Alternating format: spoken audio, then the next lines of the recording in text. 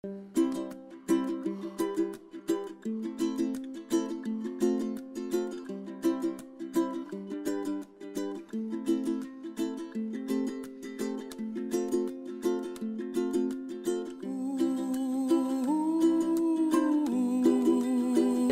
is crazy, very energetic, but has a very, very big heart and cares about everybody. I love how he can make me just relax about things. When I'm really stressing out about something, he just will say, you know what, who cares? Who cares? And a few curse words in there as well. Not just who cares, but it goes a little bit. That makes him Sal. You're not going to change him. She's kind, and she puts me, ahead of herself sometimes. She's nice. No one ever did that besides my family, So she helps me out. That's a very sensitive but kind person. She's nice.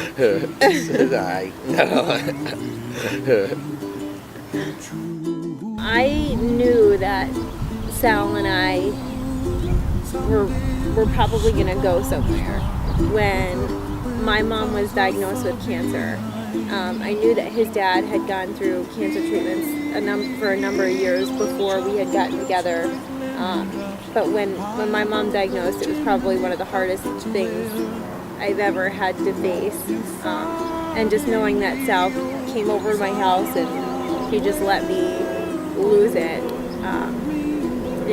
He just let me lose it, and I'm gonna lose it again, but I knew that we would share that bond. It made me feel like I couldn't really hide anything.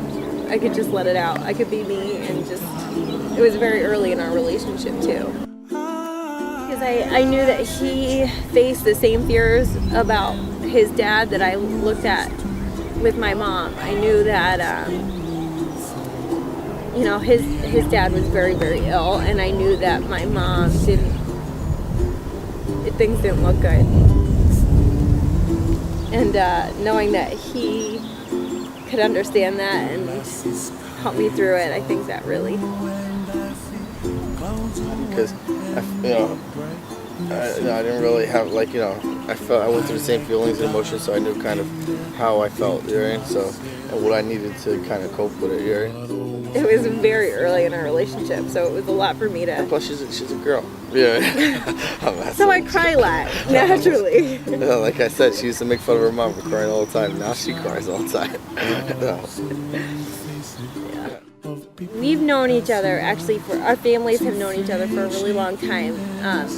My dad has always worked for a restaurant supply company, and his parents owned a restaurant. And, we kind of met through our parents, so our parents are friends. I knew about him, I knew of him, but I really didn't know him until I started working for his parents. And then within a week, we were dating. It didn't take long. What's funny is this is true though. I used to tell my guys in the kitchen, I used to go every time her dad would come in before that. I would joke around, right? And then as soon as they come in, they would mess around, and be like, "I'm gonna tell them what you said," and then I'd be like, "No, I get all serious." It was funny. I would say I'm gonna date that girl you watch or something like that, or just look at your wife, and just play around, and then it was funny. I knew that our relationship was going to stay strong at that point with my mom, but I don't even know if there was an exact moment where I knew, this is it. I always thought I was gonna, I always thought I was gonna marry her. He knew from day one. Yeah. He knew from day one when I was 9 years old. No, when I first started to take her out, as soon as I was that's a date, I was like, it's done. I got this. And I tried to play real slick too. Yeah, I'm not really a relationship kind of girl. I think I remember saying that to you. No, she acted like she was tough and stuff like that, but then I said, I was like, you waste my time. I called her. I was like, if you're not gonna go, we're not gonna go out or whatever. I was like, I ain't even bother. and then that instant. And then I felt bad. I'm like, no, I was kidding about everything. My dad always told me what kind of girls to look for. When we were little, he wrote us a list. Like the list was like, number 1 on the list was must be Italian. I failed that, obviously. The second one was must know how to cook. Definitely failed that. But she could bake. But then there's like, usually you go opposite of what you're trying to be a rebel against your parents. But no. Everything else on the list was, personality. The way she was raised is exactly what my dad always told me. Look for a girl. You're in a good family, stable family. Her parents did a great job of raising her the way they did. So that's why I knew already I wanted to be with a girl like that, not psycho and Well, just we just have like our moments. Yeah. We have our Yeah. Well, everybody has their moments. moments, but still, it's always what I've wanted in a girl because it's what my dad tried to tell me always, and he taught you for a reason because he knows more than you, right? But you're crying. That's okay. Make sure you guys, we talk about things always. Try to keep things out in the open. Don't hide things, right? And she's got to understand, we both got to understand that we had life like before what we had. So, now that we're putting it together, you can't get mad at how we are, or our habits, or what we do at work. Not what we do at our house. How if I leave my clothes, we gotta try to understand. The towels on the floor. Toothpaste in the sink. Closing the shower curtain. I don't know. Shoes everywhere. I keep going. Just being able to have fun, I think, with each other, but still be patient. There's gonna be times where things aren't easy, and there's gonna be little things that get under each other's skin. And still don't keep it boring. Keep it like life. Just have crazy fun. things. Yeah. But be patient. Our personalities are so different, but we each have the same morals, we have the same values, and we take priority in each other, and I think that's definitely something that holds us together. She's the opposite of what I am, so then it's good. It's she's like my better side of me. Like I have bad habits, she has no habits. She's good at goals. I'm not good at goals.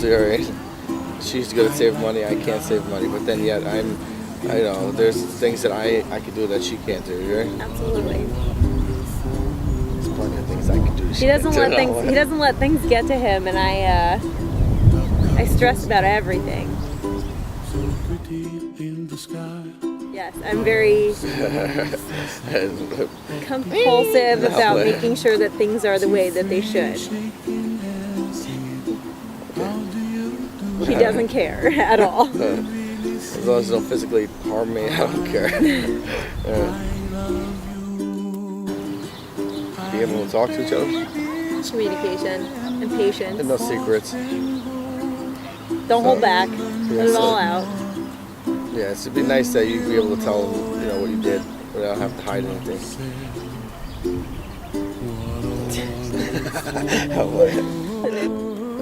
I just want to let you know that I'll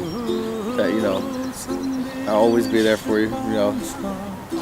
Through all the troubled times, maybe tight times with money or whatever. There, just remember that I'm always gonna love you. So, I can't wait to spend my life with you. I'm looking forward to have our 3 little boys, our 2 boys and 1 girl. It'll be Marco, Anthony, and whatever girl name she decides. I'll let her choose that. But I can't wait because I got a good partner to go with. So I know that we're gonna have fun. Raising our kids, and we're gonna do the best that we can. And I look forward to getting old and seeing our grandkids. That's it. I'm so happy and eager and excited to start our lives together. I know that we have a journey in front of us. The good and the bad, I'm willing to take it. I'm willing to share my life with you because I love you, and I know that things are going to work. And I love you.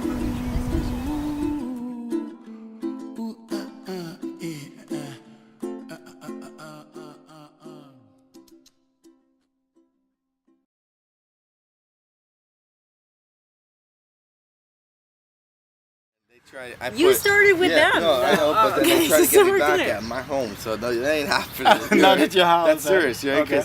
Because I had 4. They gave me all these gumballs, right? And I'm usually, when we slept at the hotel the one time, I put chocolate underneath their pillows, right? So then they woke up with chocolate everywhere, right? And then so they were, you know, it was like kind of like a joke, you know. That I left chocolate under their pillows, and then the one day I went to this girl Cree's house, and I gave her parents chocolate to put on her pillow, so that she went there one day and saw the chocolate on her pillow.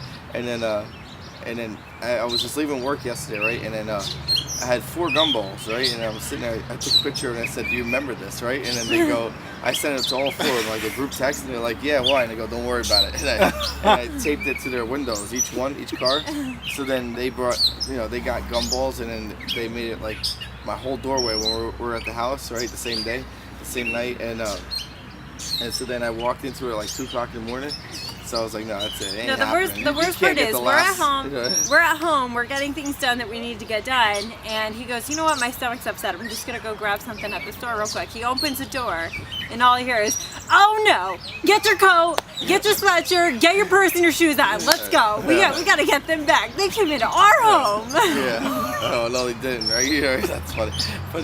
But then I was like, we're gonna get them. So I was like, let's go. So we drove from 2 o'clock in the morning to Walmart. We blew up 140 balloons in like 20 minutes. 137 balloons we blew up in 20 minutes. And then we drove around bought, like, to everybody's paper house to wrap their cars in and the graffiti. And then we did the whole car. Drove around to everybody's house and just graffitied their cars with balloons and streamers and.